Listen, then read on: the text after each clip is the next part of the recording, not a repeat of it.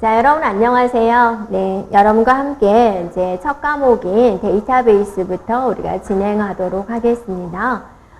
그래서 우리가 공부를 하면서 이제 학생들이 가장 어려워하는 부분은 이제 용어에 대한 개념이에요. 어차피 이제 한국말인데 이게 외계어처럼 들린다. 이제 그런 경우가 많죠. 그래서 처음에 공부할 때는 용어가 계속 새로운 게 나오기 때문에 그것에 대한 이해가 많이 필요하겠습니다. 자, 우리가 이제 첫 번째 데이터베이스다라는 것을 이제 배우게 될 건데요.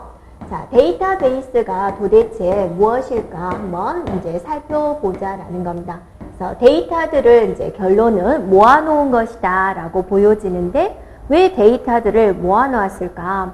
그럼 여러분이 데이터다라는 것은 무엇을 의미하는 거냐면 이 세상에 널려있는 자료다라고 보면 되세요. 뭐 서울시 그런 도시에 대한 개념, 날씨에 대한 개념 이런 것들이 모두 데이터다라고 보면 되세요.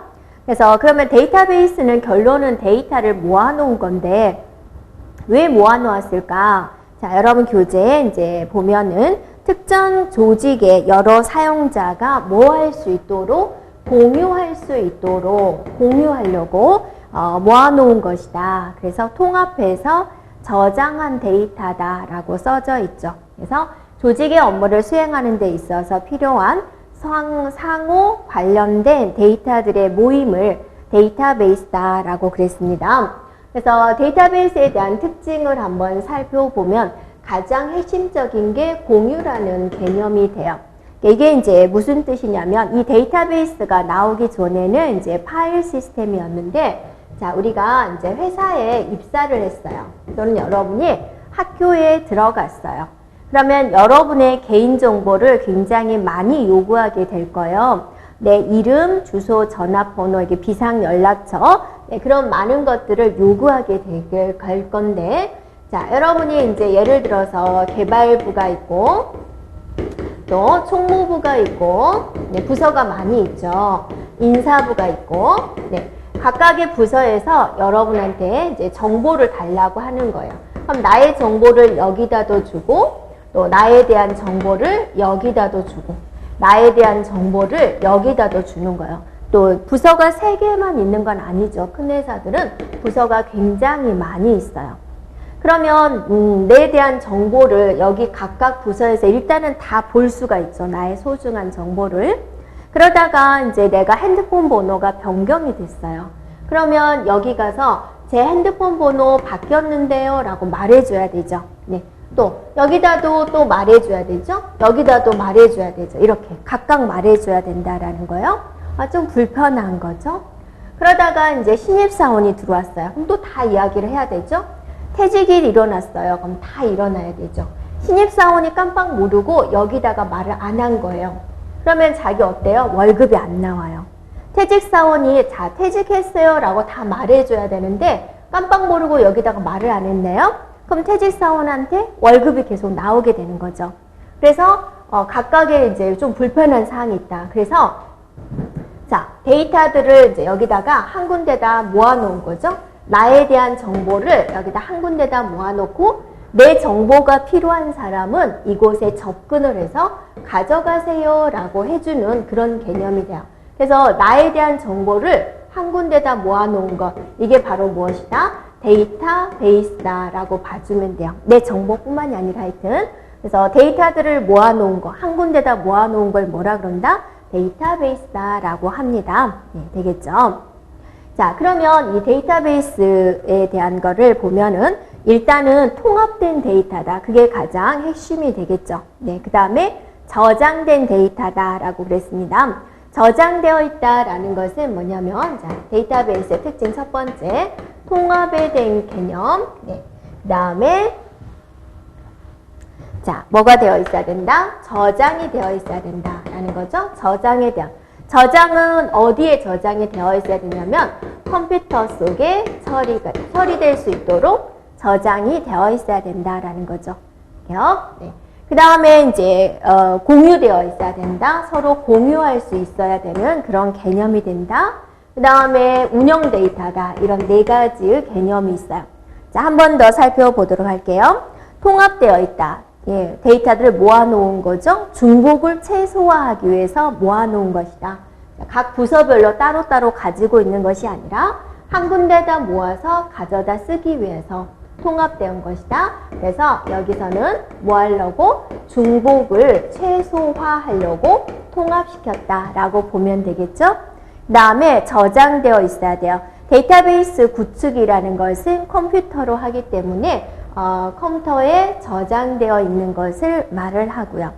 그 다음에 운영되고 있어야 된다라는 거죠. 그래서 아주 오래된 데이터, 지금 쓸모도 없는 데이터들을 말을 하는 것이 아니라 현재 운영되고 있는, 쓸모가 있는 데이터여야 된다라고 보면 되겠고요.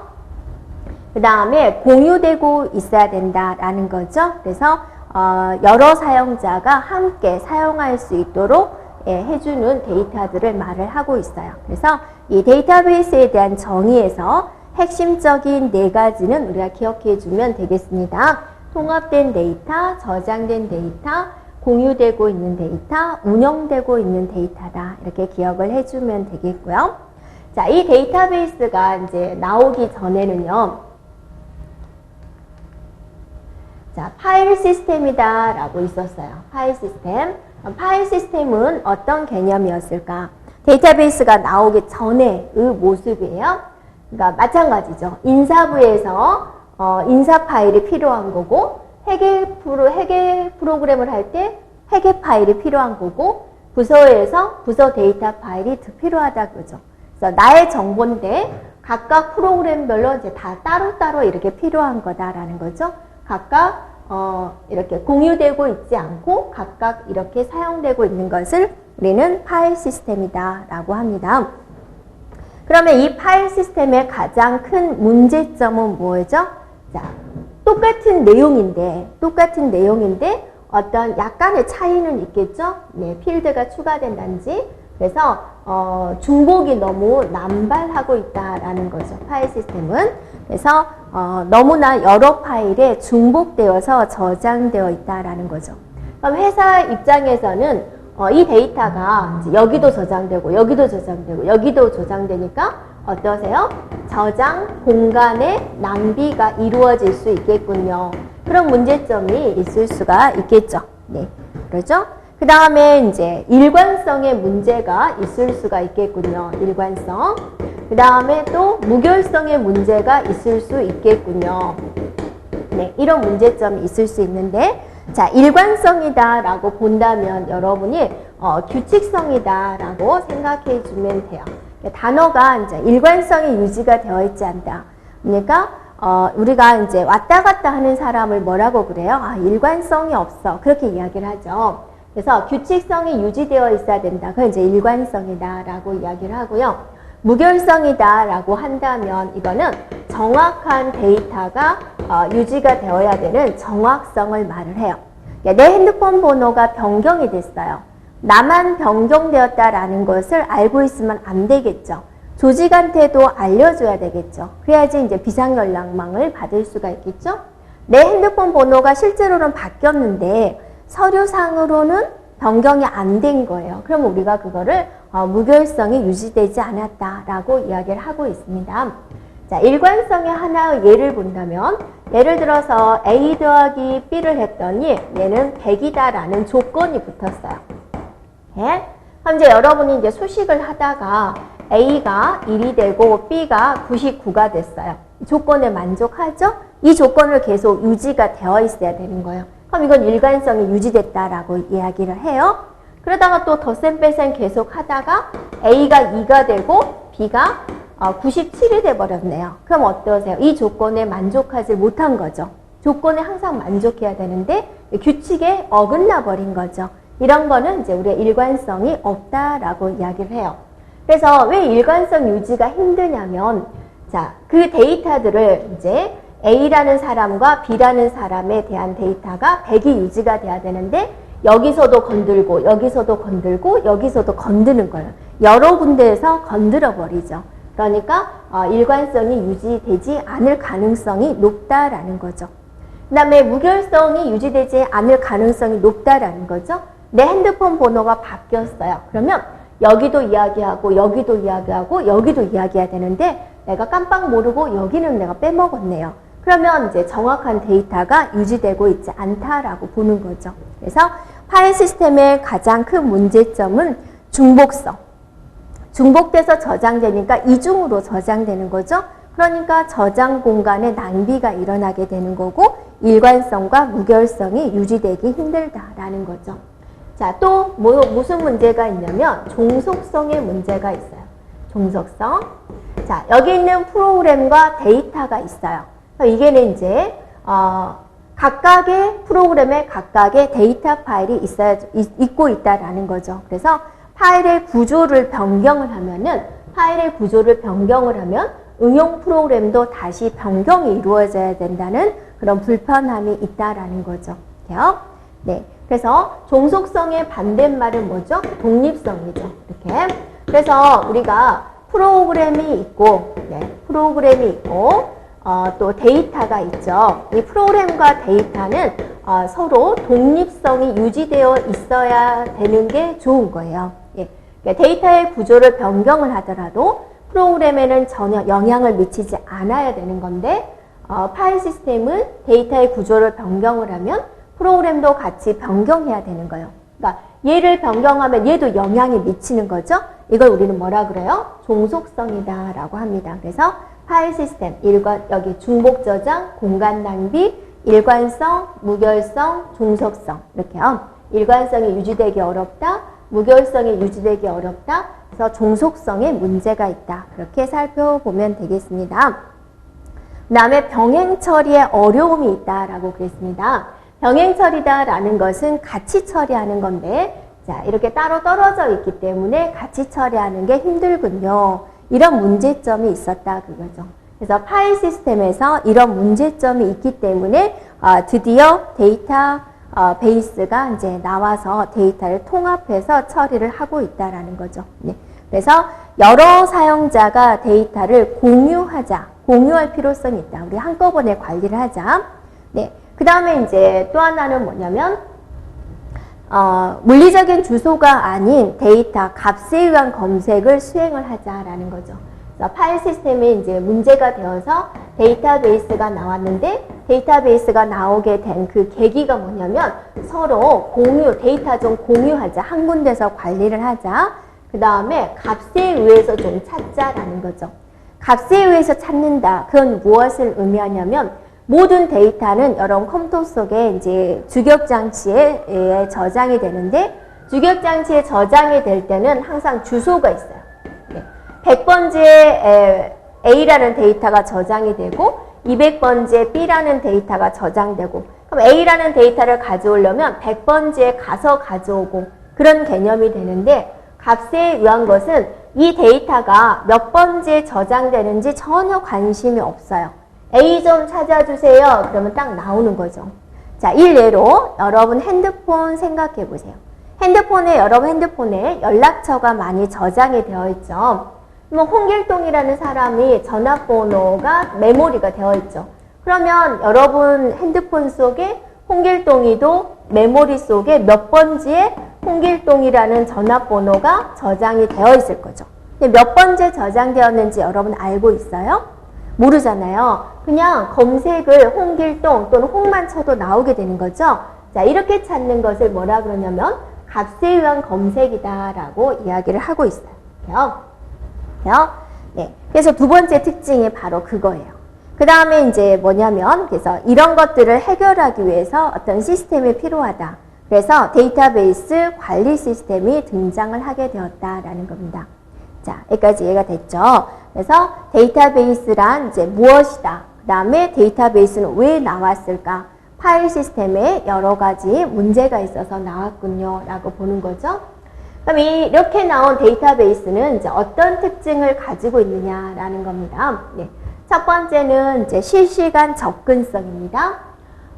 바로 접근이 가능해야죠. 그래서 여러분이 이제 내가 궁금한 게 필요하다. 그러면 누구한테 제일 먼저 물어봐요? 네.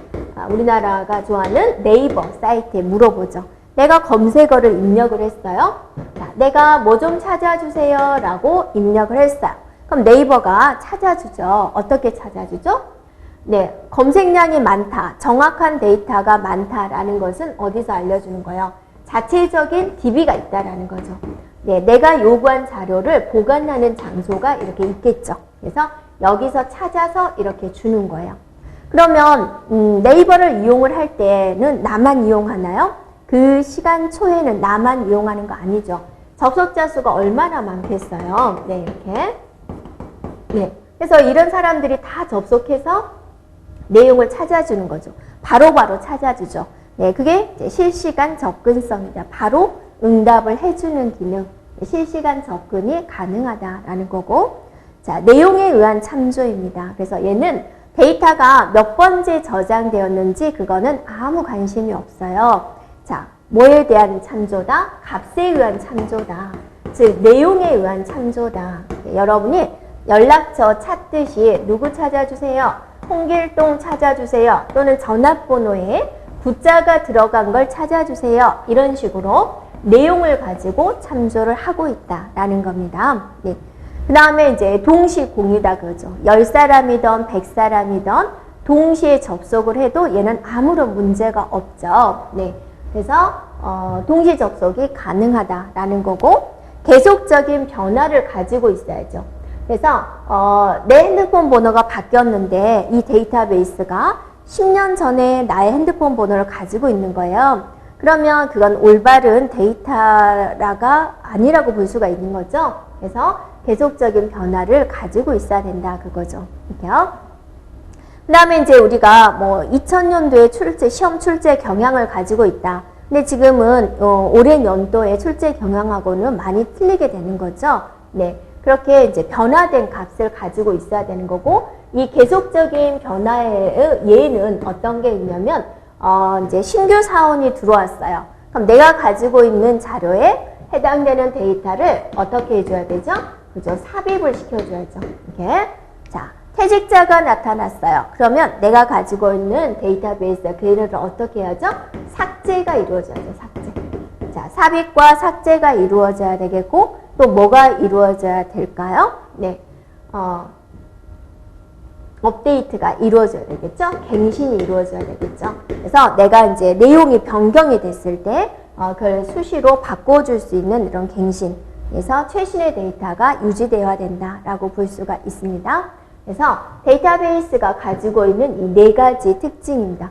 전반적으로 알고 있지만 여러분 요점으로 이렇게 4가지를 기억을 해주면 좋겠죠. 그래서 다음 중 데이터베이스에 대한 특징이 아닌 것은 이렇게 나왔을 때 맞출 수 있도록 용어를 정리를 해주면 될 것 같아요.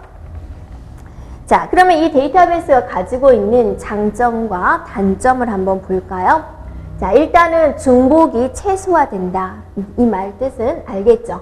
그래서 A라는 부서에서 또 B라는 부서에서 각각의 데이터를 이렇게 가지고 있는 것이 아니라, 이런 개념이 아니라, 자, 데이터베이스가 한 군데 있으면, 여기 한 군데 있으면 자료가 필요한 사람은 여기서 접속을 해서 뽑아가라라는 거죠. 예, 필요하면 이 저기에 필요해서 가져가라. 이게 중복을 최소화시켜주는 그런 개념이 되겠죠. 그 다음에 동시에 공유할 수 있다라는 거죠. 그래서 동시에 접속해서 데이터를 서로 어떻게 하고 있다? 공유해서 사용할 수 있다라는 거죠. 네. 그 다음에 데이터에 대한 독립성이 확보가 됩니다. 자, 그래서 독립성의 반대는 뭐라고 그랬어요? 독립성의 반대? 네, 종속성이다 라고 그랬죠. 프로그램과 데이터가 서로 독립이 되어 있어야 된다라는 거고요. 그 다음에 일관성이 유지가 돼야 된다라고 그랬죠. 어떤 규칙성이 그대로 유지가 될 수가 있다. 자, 여기는 각각의 부서에서 각각 고쳐버리기 때문에 일관성이 깨질 위험이 있다라는 거죠. 네. 그 다음에 무결성이 유지가 된다라고 그랬죠. 무결성. 정확한 데이터가 유지가 되고 있다. 그래서 내 핸드폰 번호가 바뀌었다라는 것을 바로 고칠 수 있는 최신의 데이터, 정확한 데이터가 유지되고 있다라는 겁니다.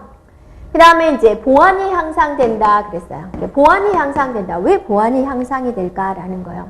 자, 여러분의 개인정보는 정말 소중한 거죠. 그래서 각각의 부서에서 내 정보를 다 알고 있어요. 그러면 일단은 이제 부서가 10군데다. 그러면 기본적으로 그거를 이제 관리하는 사람이 있겠죠. 정보를 관리하는 사람이. 부서가 10군데다. 그럼 10사람이서 내 정보를 볼 수가 있는 거예요. 이렇게. 내 주민번호, 전화번호, 주소 이렇게 다 볼 수 있는 거죠.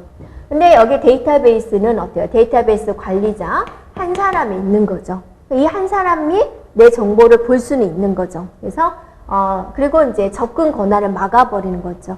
직급 얼마까지만 정보를 볼 수 있어요 라고 막을 수 있기 때문에 보안에 대한 개념이 더 좋다라는 거죠. 이렇게요. 그래서 보안이 향상됩니다. 그 다음에 이제 표준화할 수가 있어요 라고 그랬어요. 자, 이거는 무슨 말일까? 자, 데이터 이제 프로그램을 짤 때 A라는 부서에서 내 정보를 이제 가지고 가서 자, 쭉 이제 데이터를 나열을 하겠죠? 그럴 때 이제 여기가 이름이라는 필드는 여기서는 10자리면 충분할 거야. 그래서 10자리로 잡았다 그거죠. B라는 부서는 이름이라는 내 이름에 대한 방은 8자리면 충분할 거야. 이런 식으로 잡은 거죠. 그래서 통일성이 없다라는 거예요. 근데 데이터베이스는 한 군데서 관리를 하기 때문에 이름은 전체적으로 8자리로 잡을 거야. 그런 식으로 표준화할 수 있다라는 거죠. 하나의 예로. 네. 자, 그러면 이제 모든 시스템에서는 항상 좋은 점만 있는 건 아니죠. 자, 뭔가 단점도 있겠죠. 그럼 어떤 단점이 있을까? 자, 보면 일단은 전문가입니다.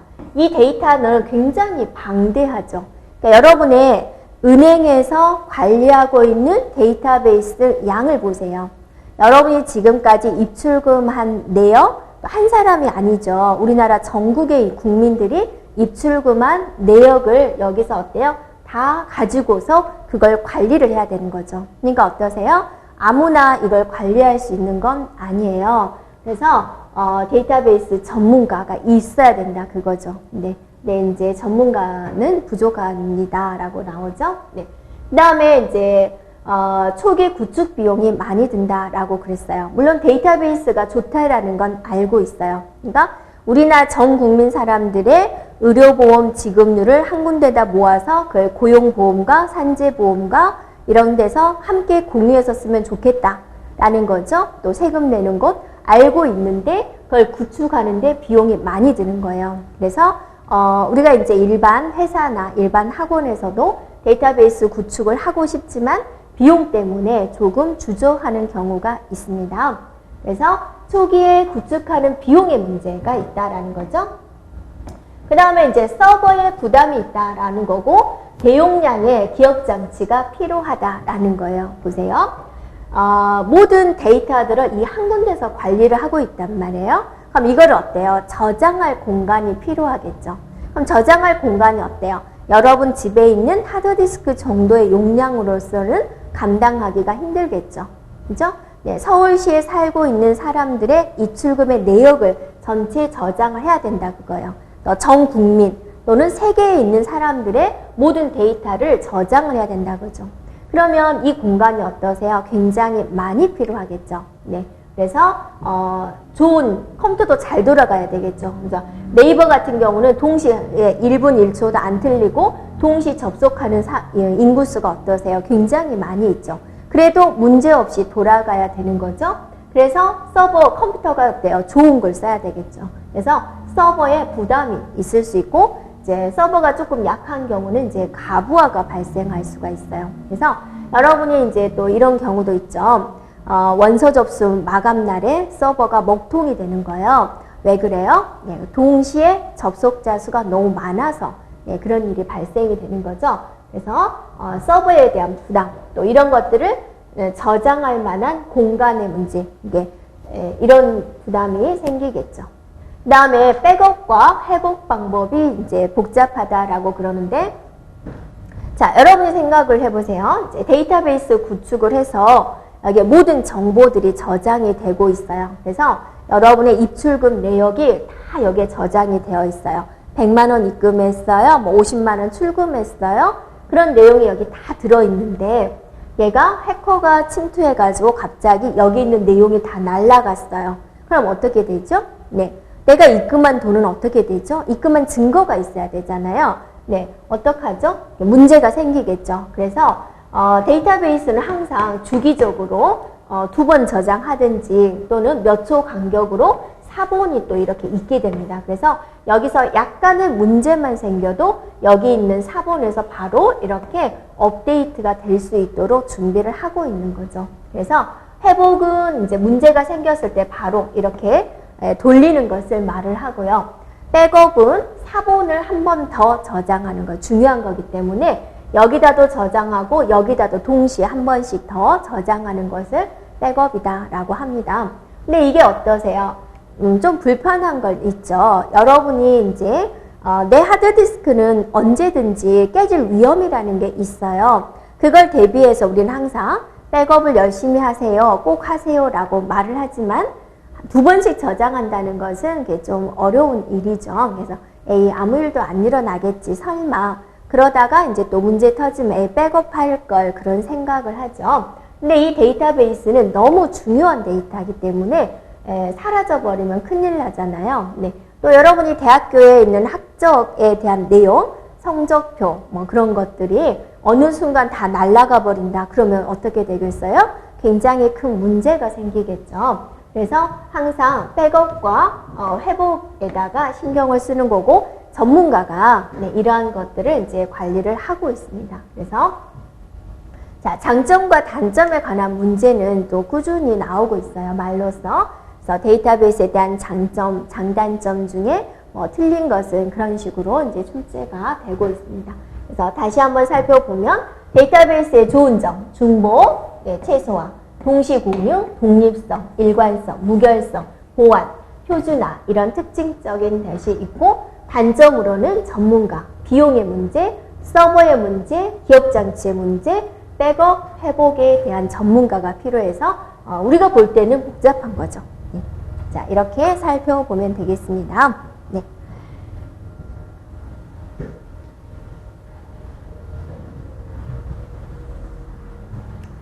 자, 그러면 이제 이 데이터베이스를 관리하는 사람이 있어야 되겠죠. 또는 관리하는 소프트웨어가 필요하겠습니다.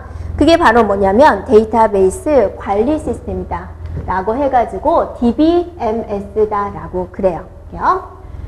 그러니까 이제 이건 뭐냐면 여기 데이터베이스가 있어요. 데이터베이스에 가가지고 어떤 데이터 좀 가져오고 싶어요.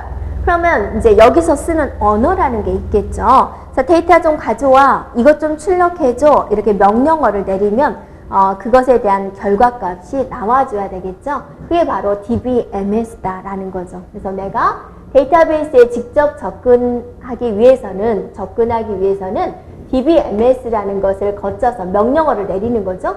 그럼 DBMS가 그걸 해석해가지고 여기에 가가지고 결과값을 가지고 오는 거죠. 그래서 사용자한테 다시 이렇게 알려주게 되는 거죠. 네. 네, 그런 개념으로 하고 있습니다. 그래서 DBMS가 뭐지? DB는 데이터베이스 맞죠? 네, 데이터베이스 맞죠? 그래서 DBMS다. 데이터베이스를 매니지먼트, 관리하는 것이다. 관리하는 시스템이다. 라고 보면 되겠습니다. 자, 정의를 한번 보세요. 정의. 사용자와 데이터베이스 사이에 사용자의 요구에 따라서 데이터베이스에 대한 연산을 수행을 해서 정보를 생성하는 것이다 라고 그랬습니다. 그러면 이제 여러분이 보세요. 데이터베이스가 이렇게 있어요. 여기에 뭐가 있냐면 사용자가 있어요. 그러면 여기 DB에 접근하기 위해서는 명령어들을 내려야 되겠죠. 내 핸드폰 번호 좀 바꿔줘 라고, 그 다음에 이 사람 좀 삭제해줘 라고, 또 서울시에 있는 40세 이상의 남자만 리스트 뽑아줘 라고 뭐를 내려요? 여러 가지 이제 요구사항이 있겠죠? 이것 좀 해줘 이렇게요. 그럼 그 요구사항을 컴퓨터가 알아들을 수 있도록 관리하는 게 필요하다. DBMS를 통해서 접근을 하는 거죠. 그럼 얘가 결과값을 이렇게 알려주게 된다. 데이터베이스를 관리하는 것을 데이터베이스 관리 시스템이다 라고 하는 거죠. 자, 이 데이터베이스에서는요, 일단 여러분 정보를 생각해 보세요.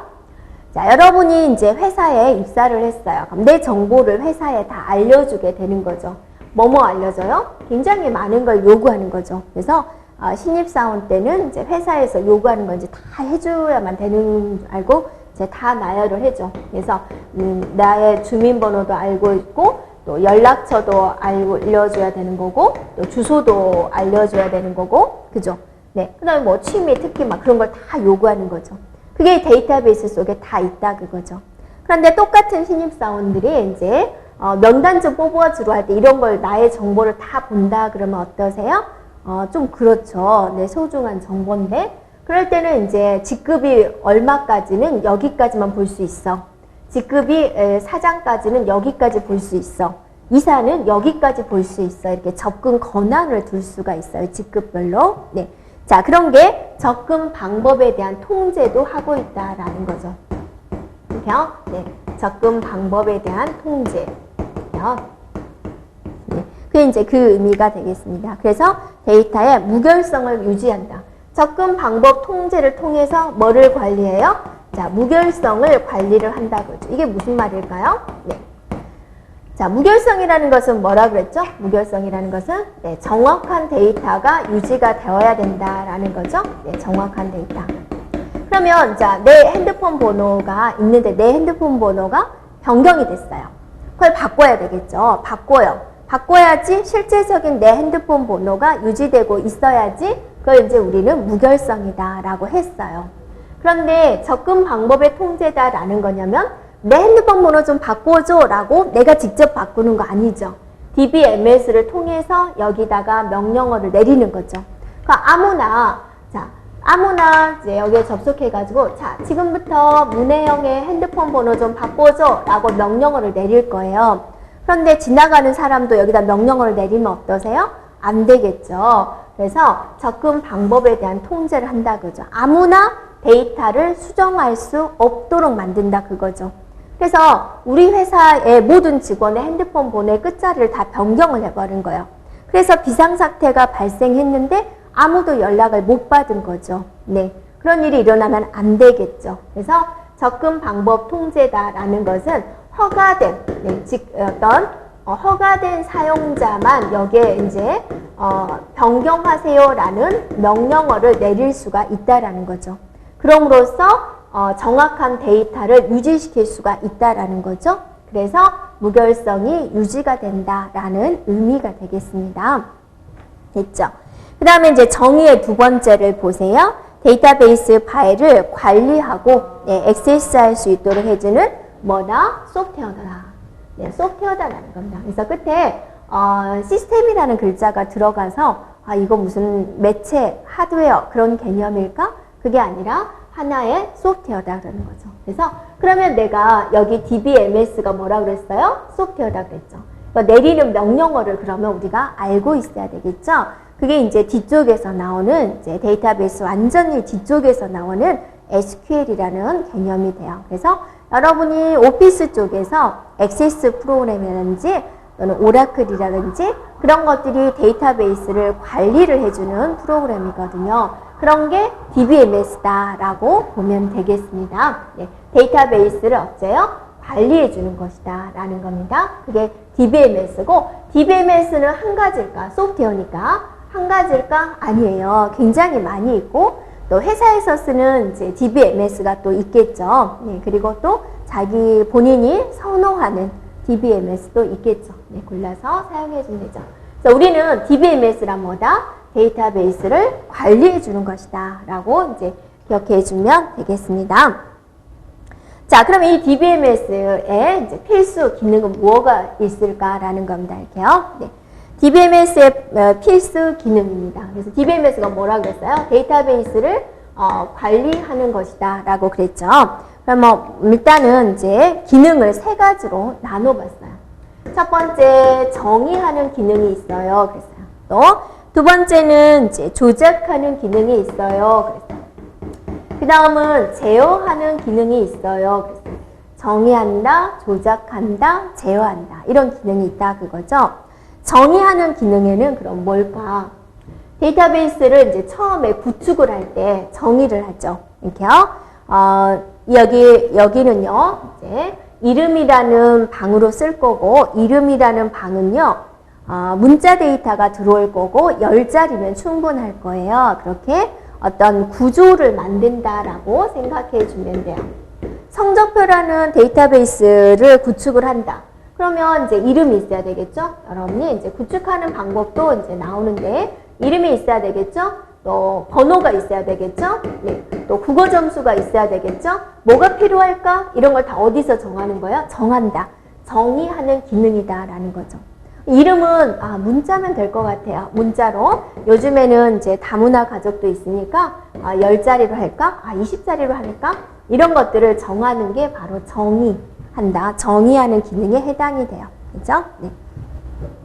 그 다음에 이제 조작하는 기능을 일반 사용자들이 이제 많이 사용하게 되는데, 자, 이것 좀 찾아주세요. 라는 거, 검색해 주세요. 이거 좀 찾아주시오. 라는 거. 그 다음에 이것 좀 삽입해 주세요. 네, 새로운 사람이 들어왔거든요. 이 형식에 맞춰서 삽입해 주세요. 라고 할 수 있겠죠. 그 다음에 이것 좀 삭제해 주세요. 라고, 네, 이것 좀 지워주세요. 이 사람 회사 나갔거든요. 이것 좀 지워주세요. 라는 거 할 수 있겠죠. 그 다음에 저 핸드폰 번호 바뀌었거든요. 이것 좀 변경해 주세요. 갱신해 주세요. 라는 것들을, 이런 것들을 이제 우리는 조작하는 기능이다라고 이제 나눈 거죠.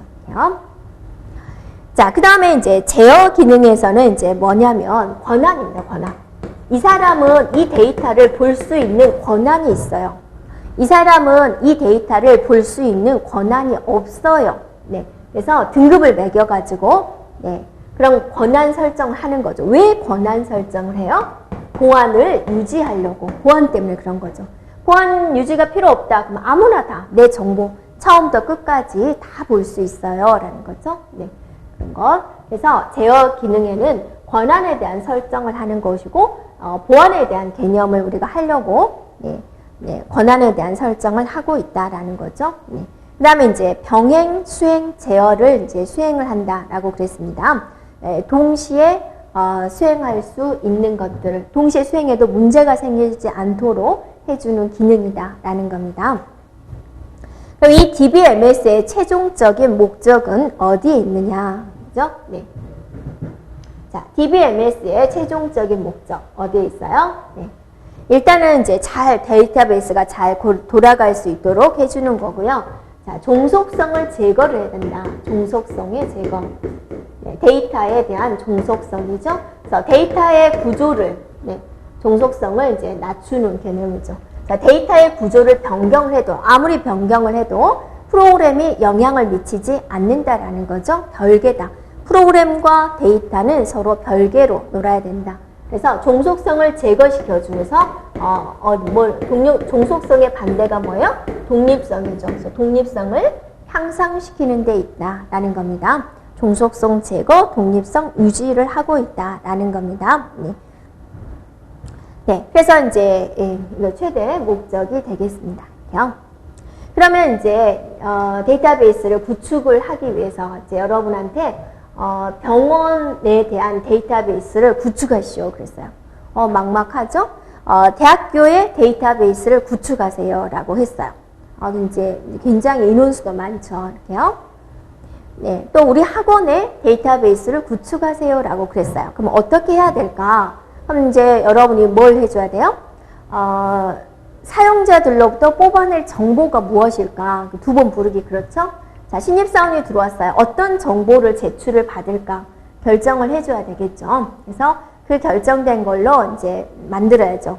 예? 이름은 몇 바이트로 해야지, 전화번호는 몇 바이트로 해야지, 몇 글자로 해야지, 그런 걸 다 정해놓고 나서 또 어디다 저장해야지, 이런 것들을 이제 하겠죠. 그런 것들을 이제 뭐라 그러냐면, 우리가 데이터베이스 쪽에서 스키마다라고 그럽니다. 스키마. 네, 스키마.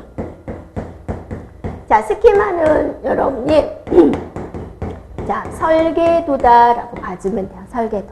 자, 여러분이 땅을 하나 주어주고, 자, 일단 아파트 하나 지으세요 그랬어요. 어떻게 지어요? 바로 땅 파고 철근 심고 하는 거 아니죠.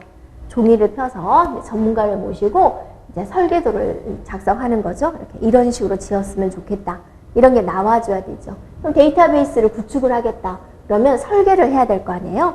그걸 이제 스키마다라고 합니다. 그래서 자, 만약에 이제 병원에 대한 데이터베이스를 구축을 하겠다. 그러면 이제 물어봐야죠. 간호사님한테 뭐 어떤 환자들한테 어떤 정보를 받았으면 좋겠어요?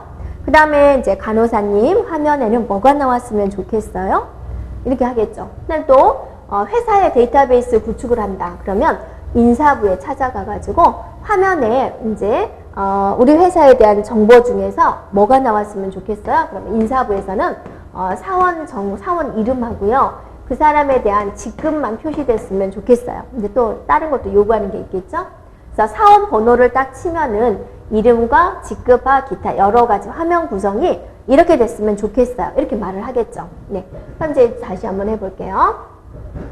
자, 그러면 여기는 인사부. 인사부에서는 여기다가 이름을 쓰고요. 여기다가 직급이 표시되게 화면을 만들어 달래요. 그럼 인사부에서 쓰는 모니터 화면에는 이렇게만 내놓으면 되는 거예요. 자, 이건 인사부였어요. 인사부. 자, 총무부에 찾아갔어요. 총무부에서는요, 화면을 어떻게 나왔으면 좋겠어요? 라고 물어봤어요. 그랬더니 이름하고요, 여기에 급여가 얼마인지 그것만 나타나면 돼요. 저희는 뭐 다른 거 필요 없어요. 그렇게 말할 수 있겠죠. 네. 근데 또 기타 다른 부서에서도 어때요? 자기들이 원하는 화면이 있겠죠. 네. 이런 걸 뭐예요? 화면에 대한 설계도가 되는 거죠. 화면에 대한 설계도가 어때요? 각각의 부서가 다 틀리죠. 이걸 이제 용어상으로 뭐라고 하냐면 외부 스키마다. 그래요. 외부 스키마. 이렇게요. 그래서 외부 스키마. 총무부에서 필요한 화면 설계. 그죠? 인사부에서 필요한 설계. 뭐 개발부에서 필요한 화면 설계. 각각 틀리죠. 이 사람들은 서로 다른 회사에 다니고 있나요? 그렇지 않아요. 같은 회사에 다니고 있는 거예요. 그래서 같은 데이터베이스를 씀에도 불구하고 화면에 보이는 내용은 다 다르다. 그죠? 네. 그래서 이걸 뭐라 그래요? 외부 스키마라 그러고 한 회사에서 외부 스키마는 여러 개 나올 수가 있다라는군요. 네. 됐죠? 여기까지. 그래서 여러분이 이제 스키마란 무엇이다? 데이터베이스에 대한 구조, 또 제약 조건에 대한 명세를 기술한 거예요. 그래서 구조라는 것은 바로 이런 것들입니다. 네, 이름, 뭐, 직급, 뭐 이런 거 표시할 거. 그 다음에 제약 조건, 네, 이제 성적표 같은 경우에 100점 이상이 나올 수 없어요. 뭐 그런 것들.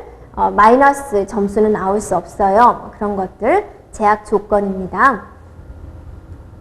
그 다음에 이제 데이터베이스 구성을 위한 객체, 속성, 관계, 제약 조건들을 정의한다 그러는데 이제 좀 어려운 개념이죠. 객체가 뭘까? 속성이 뭘까? 관계가 뭘까? 제약 조건이 뭘까? 이제 그런 개념들은 저희가 계속해서 배우게 될 내용이 되는 것이고요. 데이터베이스를 쉽게 이해하고 이용할 수 있도록 하나의 데이터베이스를 관점에 따라서 세 가지로 나눠져요. 세 단계로. 그래서 외부 개념, 내부 스키마로 나눠지게 됩니다. 그래서 지금은 이제 외부 스키마에 대한 설명을 했죠. 그래서 외부 스키마는 누구의 관점? 요구사항이죠. 이거 해주세요. 저거 해주세요. 누구의 관점? 유저. 사용자의 관점이다라는 거죠. 네, 다 다르죠. 누구에 따라서? 요구하는 사람에 따라서. 사용자. 이 화면을 실제로 쓰는 사용자에 따라서 내용이 모두 다르군요. 그래서 사용자의 관점에서 사용자가 요구하는 대로 사용자가 편리하게 사용할 수 있도록 이런 화면 구성을 해주는 거죠. 그래서 사용자의 관점이다. 거기다 밑줄 치면 되세요. 중요한 개념이에요. 네. 그래서 개인에 따라서 달라지는 거죠. 특정한 응용에 한정된 논리적인 데이터베이스 구조다라는 겁니다. 자, 논리적이다라고 한다면 물리적인 건 뭐예요? 눈에 보이죠. 기계죠. 논리적인 것은 이제 소프트웨어적인 거예요. 그래서 인사부에서는 이렇게 해달라 그랬는데 또 다른 부서에서는 아니요. 이름은 여기다 쓰고요. 이 사람의 주소는 옆에다 써주세요. 이렇게 변경할 수가 있죠. 이런 것은 이제 논리적이다라고 이야기를 하고 있습니다. 그래서 사용자가 요구하는 것에 따라서 내용이 다 달라질 수 있는 거죠. 그래서 이거는 이제 사용자의 관점이다라는 거죠. 네. 자, 그 다음에 보면 이제 각 사용자가 생각하는 데이터베이스에 대한 모습을 보여주는 것이다 라는 거고 사용자마다 모두 다른 거죠. 네, 똑같은 데이터베이스를 가지고 이렇게 여러 가지로 구성할 수 있어요 라는 거고 또 중요한 거 외부 스키마는 몇 개의 달랑 한 가지 모양이에요? 아니에요. 달라요. 여러 개의 외부 스키마가 존재할 수 있다라는 거예요. 부서별로 모두 다르죠? 네, 그래서 여러 개의 외부 스키마가 존재할 수 있다. 그것도 여러분이 중요한 개념이 되겠습니다. 그래서 이 외부 스키마를 다른 말로 서브 스키마다 또는 뷰다라고도 이야기를 해요. 뷰라는 것은 뭐냐면 보다라는 거죠. 그래서 내부의 데이터베이스가 어떻게 구성됐는지 모르는 거죠. 그냥 화면에 보이기만 하면 되는 거예요. 그래서 뷰다라는 거죠. 네, 그죠? 네. 자, 그 다음에 이제 개념 스키마 볼게요. 개념 스키마는 뭐냐면, 자, 이거는 특정한 사람만 볼 수가 있어요. 자, 회사에 입사를 해서 내 정보를 각 부서한테 다 보여줬단 말이에요. 그러면 각각의 부서에서 이제 모니터 화면은 이게 보이지만 실제적으로는 어디서 가져오는 거예요? 우리 회사의 모든 정보에서 필요한 정보만 이렇게 꺼내는 거죠. 근데 내가 제출한 정보는 정말 많죠. 여러분이 사찰하듯이 이름, 주소, 네, 주민번호, 또 연락처, 네, 쉬는 날 뭐 하는지, 취미, 이 사람이 잘하는 거, 뭐 특기, 뭐 골프의 비거리가 얼마 나왔나, 이 사람이 이제 또 볼링을 치면 볼링 에버리지는 얼마 나왔나, 그런 정보들이 다 나열되어 있는데 이런 정보들은 특정한 사람들만 보죠. 그래서 이런 것들이 다 저장되어 있는 것을 우리는 개념 스키마다라고 그래요. 그럼 개념 스키마는 신입사원이 볼 수 있어요? 안 되죠. 못 보죠. 네, 그래서 조직의 장은 볼 수가 있죠. 네, 권한 설정을 해가지고. 그래서 누구의 입장이냐? 기관의 입장이다. 그죠. 또 조직체의 입장에서 바라본 거다. 그죠. 이렇게. 네, 나에 대한 모든 정보를 볼 수 있는 사람, 권한. 네, 권한 설정에 관한 내용이다. 권한 설정을 뭐 때문에 하는 거예요? 보안을 유지하려고 하는 것이다. 그럼 개념 스키마는 몇 가지가 있어요? 달랑 한 가지죠. 그래서 여러분이 내 모든 정보들을 뭐라 그런다? 개념 스키마라고 한다라는 겁니다. 그러면 이제 보세요. 개념 스키마. 기관이나 조직체 입장에서 살펴본 것이다 라는 거고요. 조직 전체의 관점에서 생각하는 거. 우리 회사에서 신입사원들한테 뽑은 내용의 정보는 다 똑같죠. 이렇게. 그래서 네, 볼 수가 있겠고 only 하나만 존재한다라는 거죠. 네. 그래서 이 정보들 중에서 몇 가지 형태로 뽑아낸 걸 외부 스키마라고 한다라는 거죠. 네. 그래서 데이터에 대한 보안 정책, 접근 권한 이런 것들이 다 개념 스키마에 들어간다고 그러죠. 그래서 2사 이상만 이 정보를 볼 수 있어요. 권한을 지정해 버린다고 그러죠. 왜 권한 지정해요? 보안을 유지하려고 한다라는 겁니다. 그다음에 이제 내부 스키마는 이제 뭐냐면 물리적이다 그러죠. 물리적. 이제 내부 스키마는 이제 물리적인 입장에서 어디다 저장할까라고 생각을 해주는 거고, 어떤 형식, 이거 문자로 할까? 이 변수는 문자로 할까? 숫자로 할까? 이런 것들. 그다음에 표현 방식, 이런 것들을 이제 지정하는 것이다 라고 볼 수 있어요. 그래서 여러분이 우리가 데이터베이스가 있다 그러면 외부 스키마 각각 다르고 사용자 입장에서 요구하는 거, 사용자가 요구하는 대로 만들어 놓은 거 외부 스키마라고 그러고, 우리 회사에 대한 모든 정보가 들어있는 게 개념 스키마. 그래서 개념 스키마는 특정한 사람들, 높으신 양반들만 볼 수가 있도록 기관, 조직체의 입장에서 권한을 부여하는 것이고 보안을 유지하는 것이다. 자, 하나만 존재하는 거죠. 내부 스키마는 이제 물리적인 저장 장치. 물리적인 저장 장치는 하드디스크 쪽을 말을 하는 거죠. 기계 쪽이니까. 그래서 어느 저장 장치를 사용할 것인지, 그다음에 이름은 몇 바이트로 할 건지, 문자로 할 것인지 그런 내용들을 저장하는 것을 이제 내부 스키마다라고 하고 있습니다. 그래서 각각 특징적인 거 우리가 기억해 주면 되겠습니다. 자, 거기 있는 5문제만 우리가 한번 살펴볼까요? 네. 자, 연습 문제 1번에 보면은 데이터 독립성에 대한 설명 중 그랬습니다. 독립성. 네. 자, 데이터에 대한 독립성이다라고 그랬죠? 자, 여러분이 독립성이다라고 하면 서로한테 영향을 미치지 않는 거죠. 나는 부모로부터 독립했어요. 그 말은 뭐예요? 부모의 영향에서 벗어났다라고 볼 수가 있죠.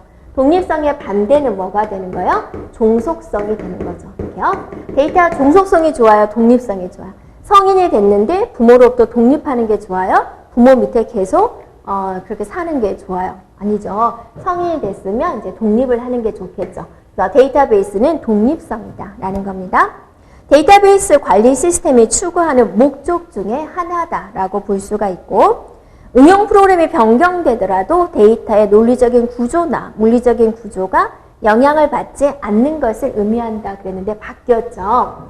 자, 데이터가 변경이 되더라도 데이터베이스니까 뭐가 중요한 거예요? 데이터가 중요한 거예요. 데이터베이스는 데이터를 모아두는 걸 데이터베이스라 그러니까 데이터가 중요한 거예요. 그래서 데이터를 변경할 수 있겠죠. 중간중간 어떤 문제점이 있어서. 데이터를 변경을 했으면 만들어 놓은 프로그램은 어때요? 프로그램까지 변경을 한다. 그럼 너무 이제 일이 커지잖아요. 그래서 프로그램은 변경할 필요가 없다. 그죠? 변경할 필요가 없다. 이게 바로 뭐예요? 독립성이 되는 거죠.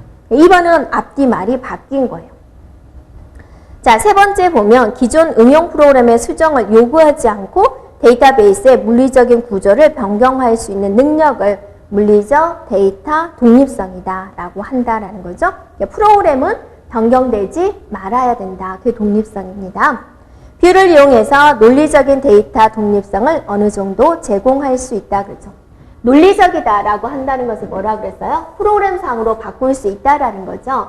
그래서 여기서 처음에 이름 여기 나오고요. 주소 여기 나오게 해주세요 했어요. 근데 이제 사용자가 마음이 바뀌어가지고 여기에 이름이 나오고 여기에 주소를 나오게 해주세요.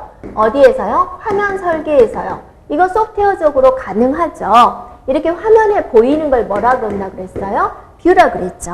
그래서 뷰를 이용해서 이렇게 화면을 이렇게 바꾸는 거, 논리적인 데이터 독립성을 어느 정도는 제공할 수 있어요 라는 겁니다. 그래서 1번에 틀린 것은 2번이 되겠습니다. 자, 문제 2번 볼게요. 네, 스키마에 대한 설명으로 틀린 것은 그랬습니다. 스키마입니다. 네, 스키마. 자, 스키마는 설계도다라고 그랬죠. 데이터베이스를 구성하는 데이터의 객체, 이들의 성질, 존재 관계, 조작 및 값들이 갖는 제약 조건에 대한 정의를 총칭해서 스키마라고 해요. 데이터베이스에 관련된 모든 규칙을 스키마라고 합니다. 예. 외부 스키마와 내부 스키마의 직접적인 사상이 존재한다 그랬어요. 자, 외부 스키마와 내부 스키마 직접 연결되나요? 예, 아니죠. 중간에 뭐가 하나 있어요? 개념 스키마가 있군요. 그래서 2번이 틀렸거든.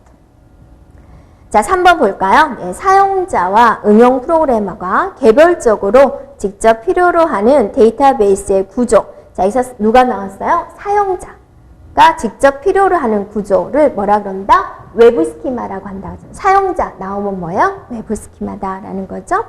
자, 물리적인 저장 장치에서 본 거. 물리적이다. 어디다 저장할까요? 이건 몇 바이트로 할까요? 그걸 뭐라 그래요? 내부 스키마라고 한다 그거죠. 그래서 틀린 것은 2번이 되겠죠. 네, 그 다음에 이제 3번 볼까요? 네, 마찬가지로 데이터베이스 스키마에 관련된 내용이 되는 거죠. 네. 자, 1번 볼게요. 네, 스키마에 관련된 내용입니다. 스키마는 데이터베이스의 논리적인 정의인 데이터베이스 구조, 제약 조건에 대한 명세를 기술한 것이다. 그죠? 모든 것에 대해서 다 기술한 걸 말을 하죠. 외부 스키마는 데이터베이스의 개별 사용자 나왔죠? 외부 스키마, 유저, 네, 사용자가 요구하는 것을 만들어주는 거죠. 내부 스키마는 여러 개의 외부 스키마를 통합하는 관점에서 논리적인 데이터베이스를 기술한 것이다 라고 그랬는데 내부 스키마는 어떤 거죠? 그죠? 물리적인 걸 이제 기술을 한 것을 말을 하는 거죠. 그래서 3번이 틀렸고 4번의 개념 스키마는 모든 응용 시스템들이나 사용자들이 필요로 하는 데이터를 통합한 뭐가 나왔어요? 조직 전체. 그죠? 우리 조직 전체에서 가지고 있는 총 데이터를 개념 스키마라고 하는 거죠. 네. 됐죠? 그래서 3번이 틀렸고요. 자, 4번 문제 보세요. 범기관적인 입장이다. 무슨 입장? 기관의 입장, 조직 전체의 입장, 그 다음에 이거는 아무나 보면 안 되니까 권한 설정, 그래서 보안을 유지하기 위한 것, 아무나 데이터를 수정하면 안 되니까 권한을 막음으로써 무결성이 유지되도록 할 수 있는 것, 그게 바로 뭐다? 개념 스키마가 된다라는 거죠. 자, 5번 보세요. 파일 시스템과 비교해서 DBMS가 갖는 장점으로 틀린 것은 그랬어요. 자, DBMS죠. 데이터베이스를 관리하는 것이다. 그거죠. 자, 모든 데이터를 데이터베이스로 통합해서 관리함으로 중복성, 불일치가 감소하는 거죠. 그래서 여기저기서 따로따로 관리하느니 한 군데서만 관리를 하기 때문에 데이터가 서로 틀릴 경우가 없다라는 겁니다. 자, 프로그램과 데이터를 분리함으로써 데이터가 변경됨으로써 프로그램을 수정해야 되는 종속성이 감소된다. 그래서 독립성이 유지가 된다. 네, 데이터의 일관성을 유지하기 위해서 동시성 제어 기법을 제공함으로써 파일 시스템에 비해서 응답 시간이 단축된다라고 그랬는데요. 자, 우리가 데이터베이스를 하는 이유가 뭐예요? 동시성을 제어하는 건가요? 네, 동시성을 못하게 하는 건가요? 아니잖아요. 동시성을 제공하는 게 바로 데이터베이스의 가장 큰 목적이 되는 거죠. 동시에 접속해도 문제가 없어야 되는 거죠. 그래서 3번이 틀렸다라는 거죠. 자, 동시성 제어가 아닙니다. 제어하지 않습니다. 동시성이 유지가 되어야 되죠. 자, 4번입니다. 데이터 접근 시 시스템이 고장나는 경우에도 고장나기 이전의 상태로 복구할 수 있어야죠. 그래서 데이터베이스는 워낙 많은 데이터를 저장하고 있기 때문에 얘가 여차, 약간의 고장만 발생이 돼도 바로 이전 상태로 이렇게 복구할 수 있어야 된다라는 겁니다. 자, 여기까지 우리가 1장 데이터베이스 개요적인 부분을 마쳤고요. 네, 다음 시간에 데이터베이스 설계부터 진행하도록 하겠습니다. 여러분 수고하셨습니다.